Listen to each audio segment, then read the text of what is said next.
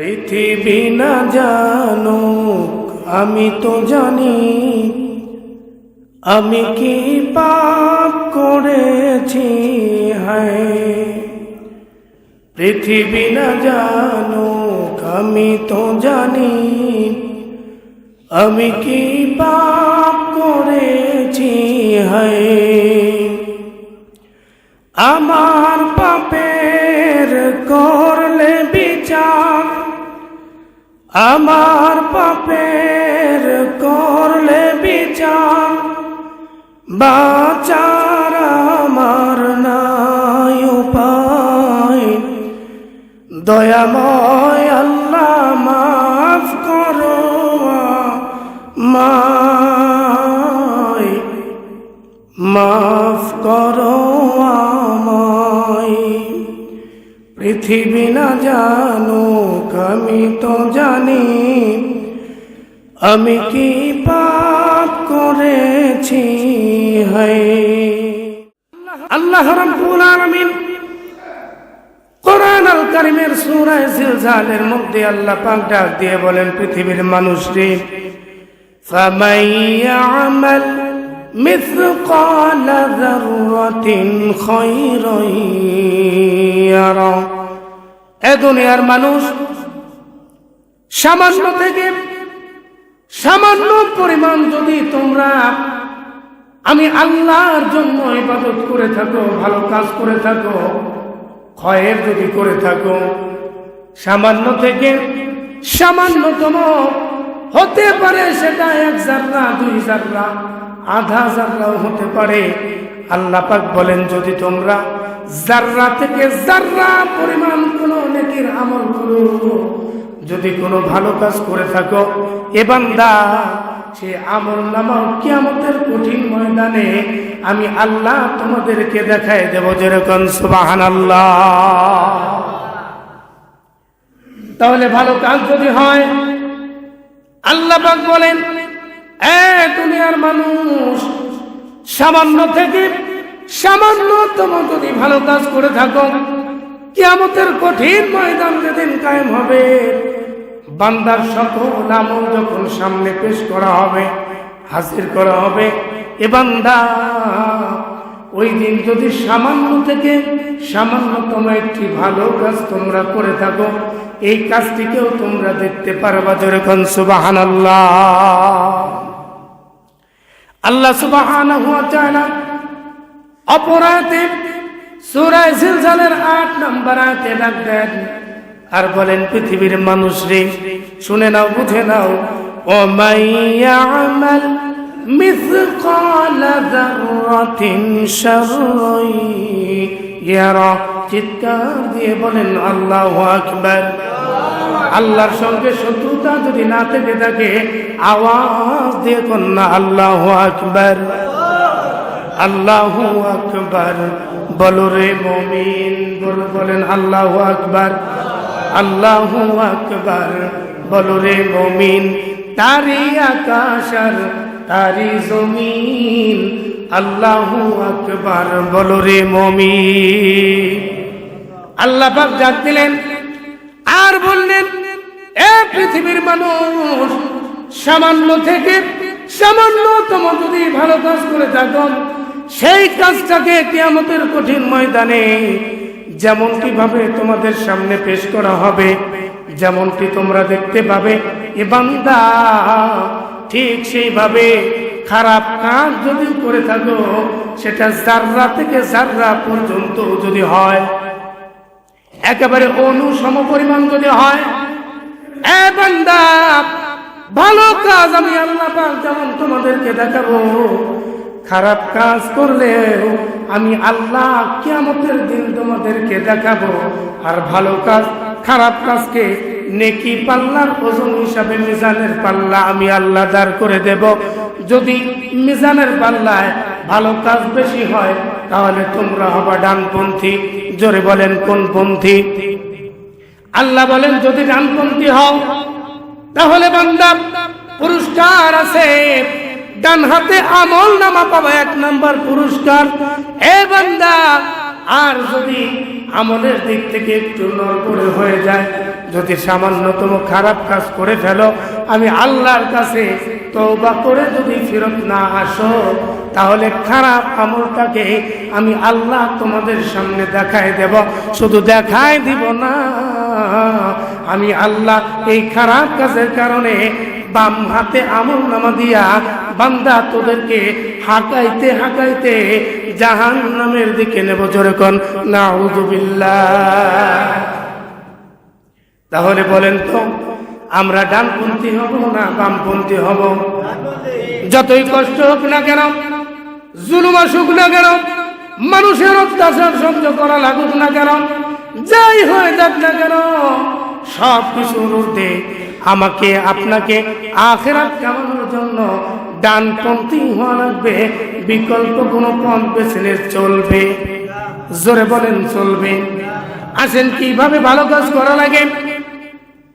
এই পৃথিবীর জমিনে আল্লাহর একজন বান্দা, আয়াতটাকে বোঝানোর জন্য আপনাদেরকে বলতেছি, গভীর মনোযোগ দিয়ে শোনা লাগবে।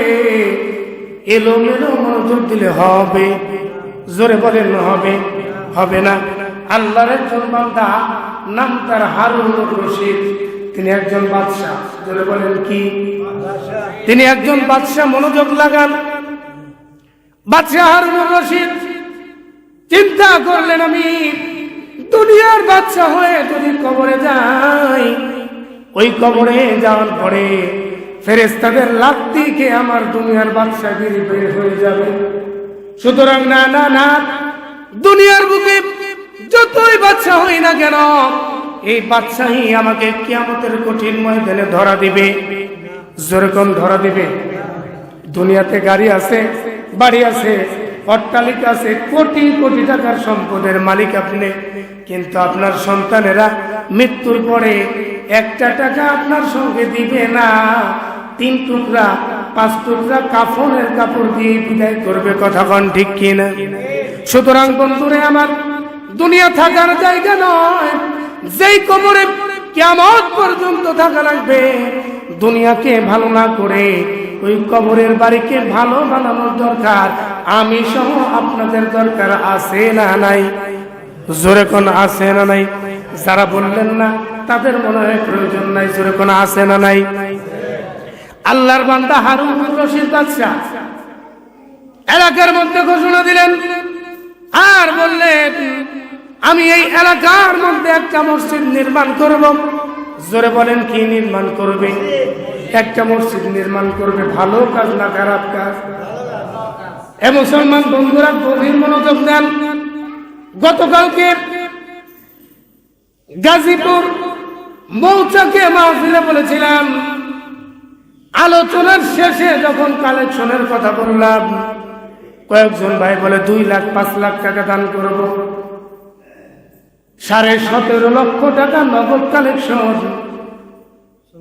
350 বস্তার উপরে সিমেন্ট কালেকশন হয়েছে। সুবহানাল্লাহ। আল্লাহর বান্দারা দিয়েছেন কার আশায়? আখিরাতকে ভালো করার আশায়। কথা মান ঠিক কিনা? কেন করবেন? বাদশা হারুনুর রশিদ চিন্তা করলেন, না না, দুনিয়ার বুকের বাদশাহী দিয়ে আমার কোনো যায় আসে না। আমি একটা মসজিদ নির্মাণ করব। হারুনুর রশিদ জানে, মান বানা লিল্লাহি মাসজিদান বানাল্লাহ। আল্লাহ পাক বলেন, দুনিয়াতে যে ব্যক্তি আমার ঘর মসজিদ নির্মাণ করবে, আমি আল্লাহ তার জন্য জান্নাতের মধ্যে একটা বাড়ি নির্মাণ করব।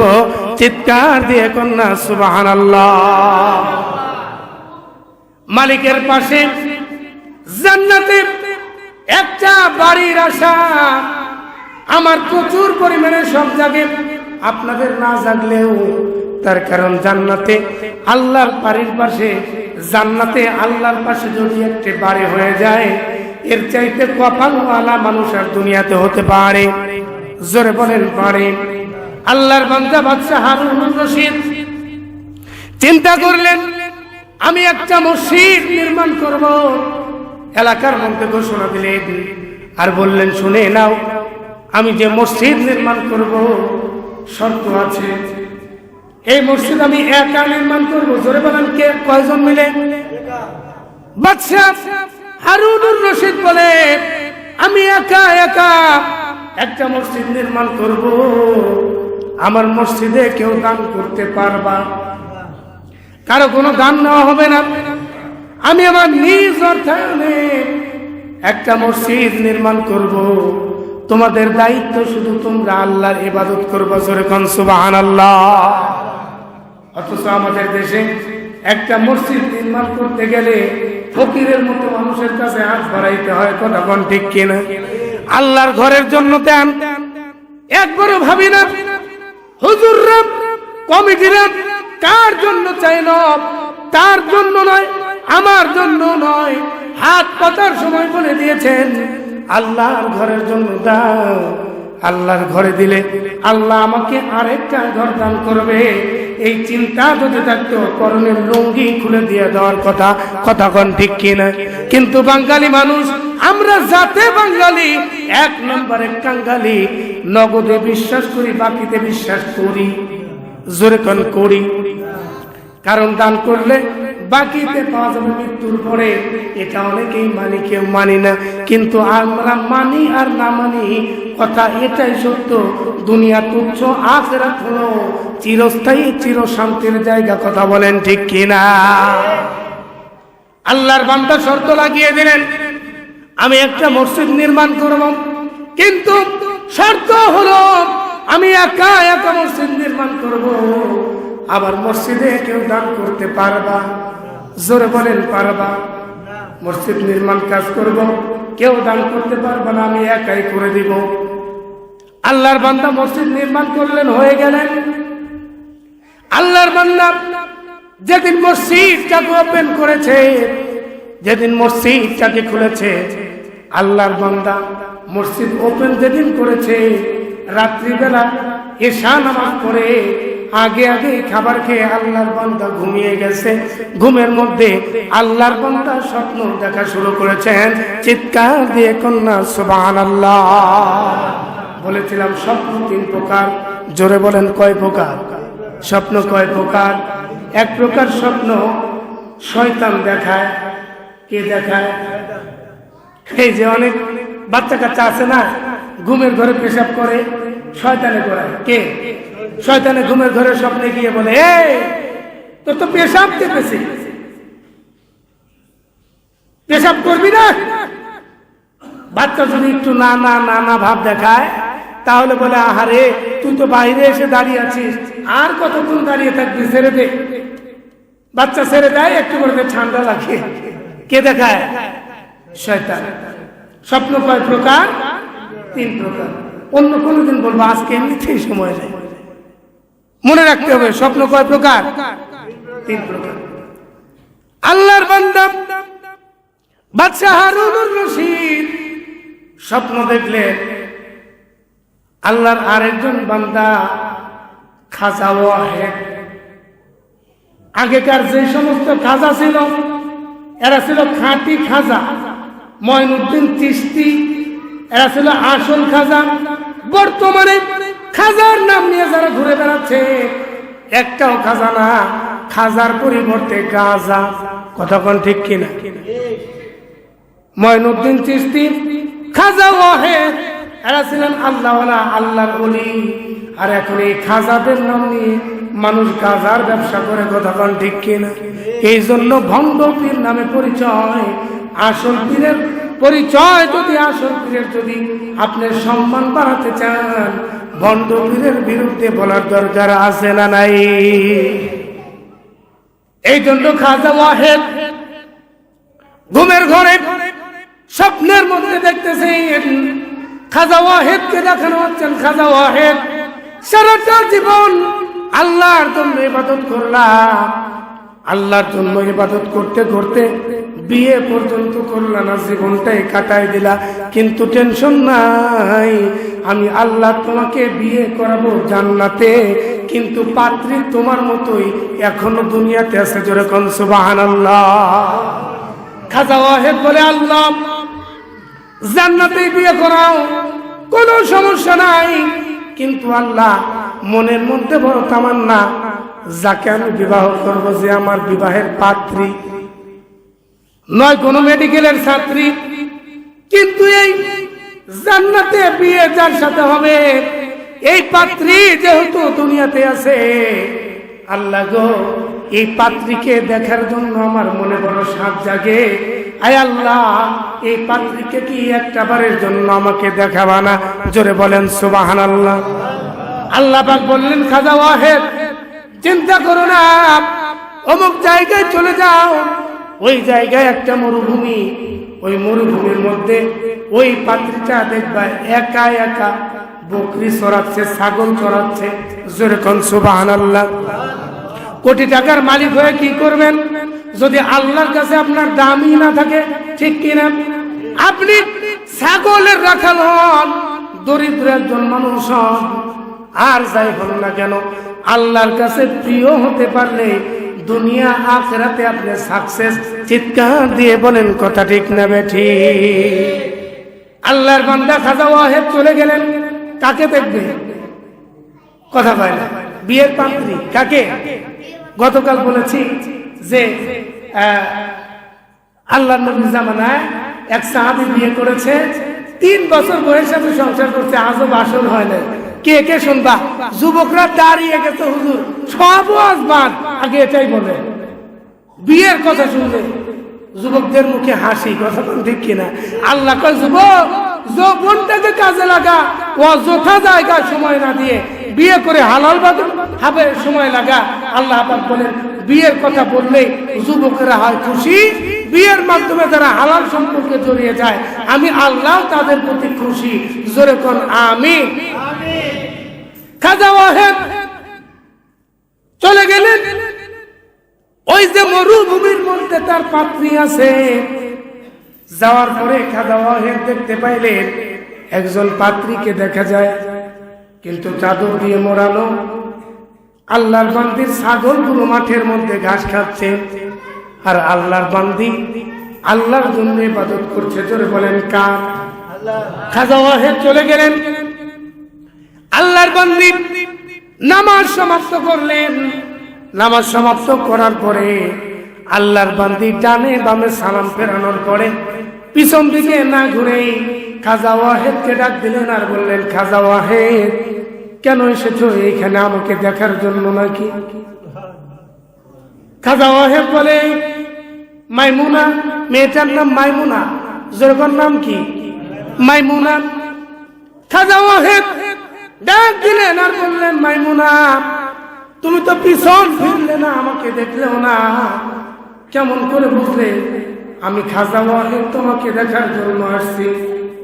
আল্লাহর বান্দি মাইমুনা ডাক দিলেন আর বললেন, খাজা ওয়াহেদ রে, তুমি যার মাধ্যমে স্বপ্ন যোগে এই খবর পেয়ে তুমি আমাকে দেখতে আসছো, তোমার যার সঙ্গে, যেই রবের সঙ্গে সম্পর্ক ভালো হওয়ার কারণে স্বপ্ন যোগে তুমি এমন খবর পেয়ে আমার কাছে আসছো, ওই রবের সঙ্গে আমি মাইমুনার সম্পর্ক খারাপ না, ওই রব আমাকে খবর দিয়েছে তুমি কখন আসবা, কেমনে আসবা, কোন দিক থেকে আসবা, আল্লাহ আমাকে ইলহামের মাধ্যমে জানিয়ে দিয়েছে। চিৎকার দিয়ে কন্যা সুবহানাল্লাহ।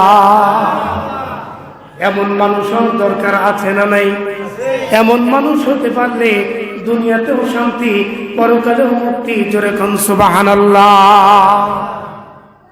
আল্লাহর বান্দা বাচ্চা হারুন রশিদ স্বপ্ন দেখতেছেন, মনে আছে আপনাদের? আল্লাহর বান্দা হারুন রশিদ স্বপ্ন দেখতেছেন, আল্লাহর বান্দাকে স্বপ্ন দেখানো হচ্ছে আর বলা হচ্ছে, হারুন তুমি দুনিয়াতে আল্লাহর জন্য একটা ঘর নির্মাণ করেছ, চলো যাই, তোমার জন্য আল্লাহ পাক জান্নাতে একটা ঘর নির্মাণ করেছে, তুমি কি দুনিয়ার থাকতে তোমার জান্নাতের ঘরটা দেখতে চাও না? যেরকম সুবহানাল্লাহ। আল্লাহ যদি আমাদেরকে আল্লাহ না বলার পূর্বেই যদি বর্তমান যিনি বাংলাদেশের দায়িত্ব আছে ডক্টর ইউনূস যদি আমাদেরকে খবর পাঠায় গুলশানের একটা একতলা বাড়ি দেব, ওই বাড়িটা কেমন ডিজাইনে করা হয়েছে ওইটা দেখার জন্য, যদি গাড়ি ঘোড়া নাও চলে, লকডাউন থাকে, আমি আর আপনি দৌড়ে দৌড়ে যাব দেখার জন্য। কথা বলেন ঠিক কিনা? আপনারা যাবেন না মনে হয়? লোভ হবে কিনা?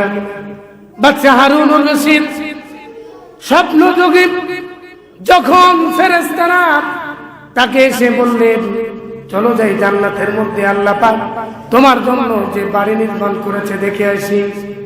আল্লাহর বান্দাকে স্বপ্নের মধ্যে জান্নাতের বালাখানা দেখানো হচ্ছে, বাড়ি দেখানো হচ্ছে।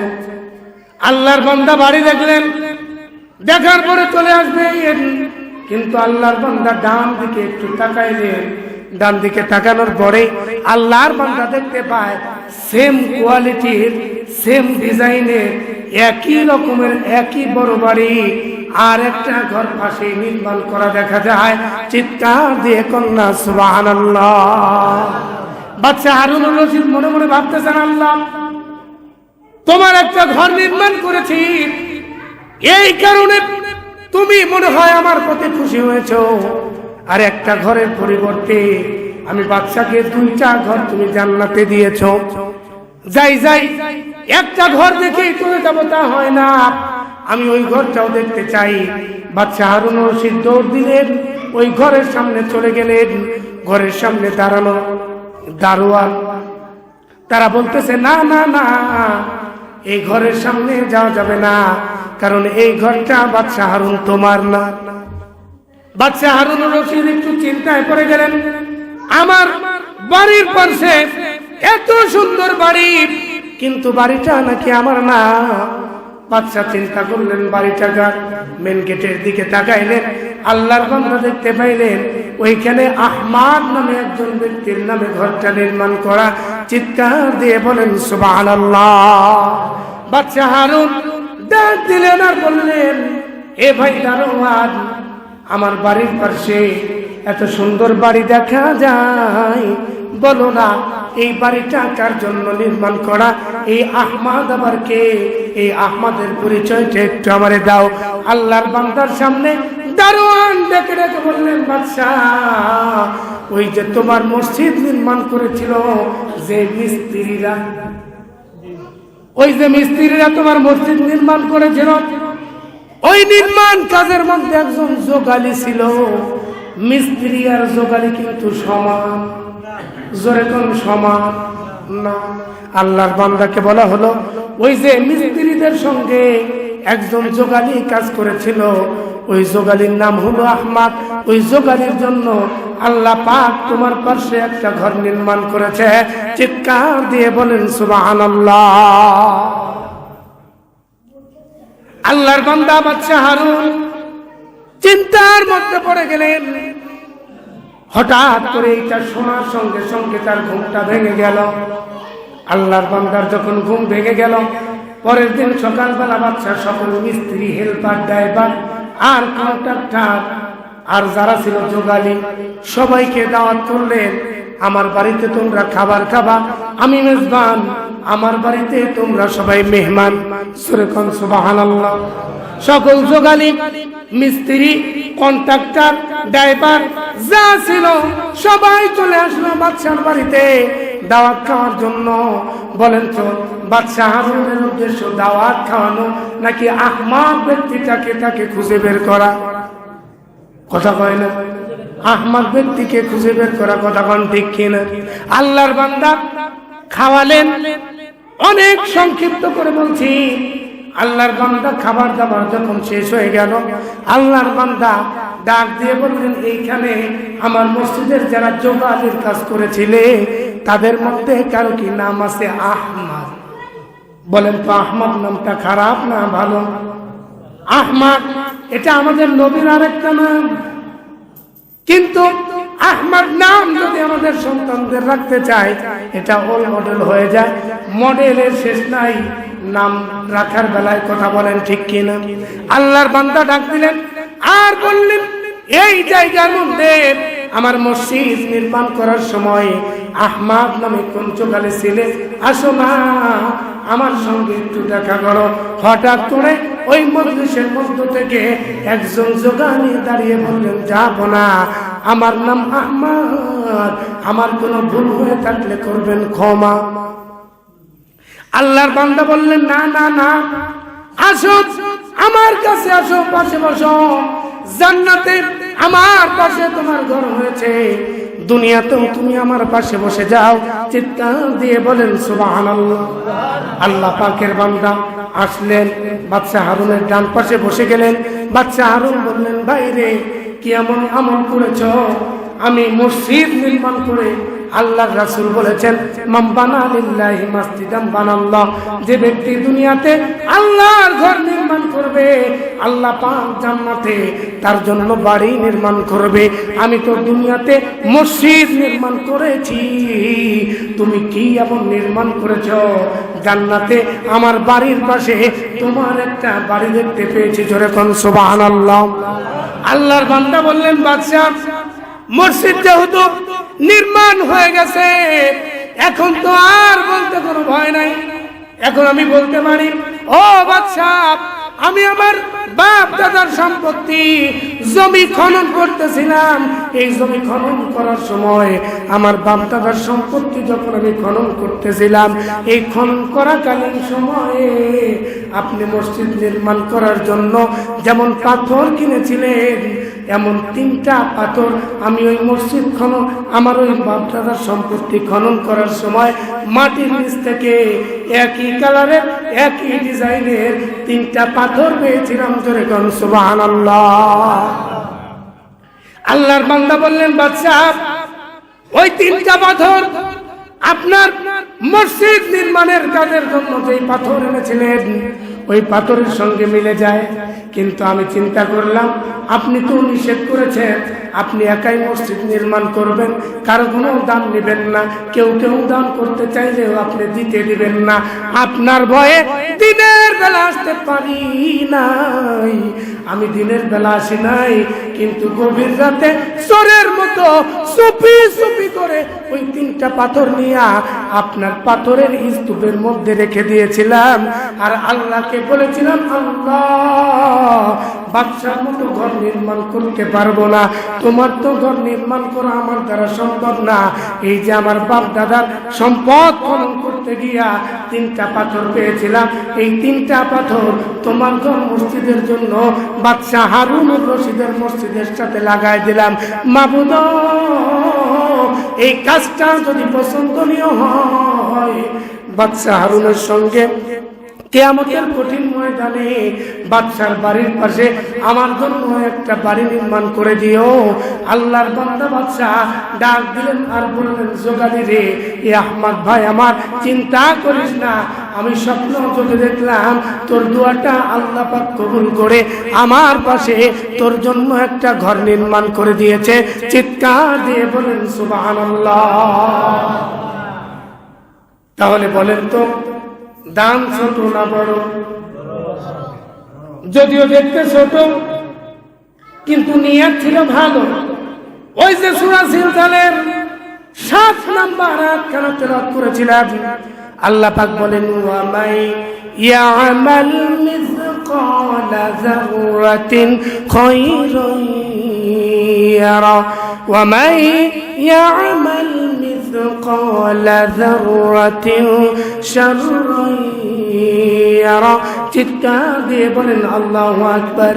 আল্লাহ পাক বলেন, বান্দা, দুনিয়াতে সামান্য থেকে সামান্যতম ভালো কাজ যদি করো, কিয়ামতের কঠিন ময়দানে এইটা আমি আল্লাহ পাক তোমাদেরকে দেখাই দেব। আবার খারাপ যদি করো, সেইটাও দেখায়া ডানপন্থী অথবা বামপন্থী বানায়া হয়তো জান্নাত নয়তো জাহান্নামের অধিবাসী বানায় দেব। জোরে কোন সুবহানাল্লাহ।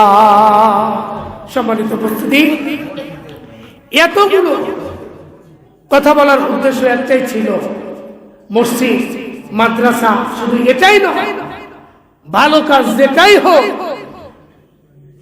ভালো কাজ যত ছোটই হোক আমরা ছাড়বো না, গুনার কাজ যত ছোটই হোক করব না। আজকের আলোচনা থেকে ভালো কাজ যত ছোটই হোক ছাড়বো না, করব। আর খারাপ কাজ যত ছোটই হোক করব না, ছেড়ে দিব আল্লাহর ভয়ে। এই শিক্ষা যদি আমরা অর্জন করতে পারি, আজকের আলোচনাও সফল এবং বক্তা শ্রোতা আবাল বৃদ্ধ বনিতা আমরা এখানে যারা আছি সকলকে আল্লাহ পাক এই আলোচনা থেকে উত্তম হেদায়েত দান করে পরকালের জিন্দেগিতে আমাকে সহ আপনাদেরকে জান্নাতের অধিবাসী করতে পারে। আমরা জান্নাতের অধিবাসী হতে চাই কি চাই না? যদি চাই ভালো কাজ করব। কে কে রাজি আছেন হাত তুলে আল্লাহকে দেখান।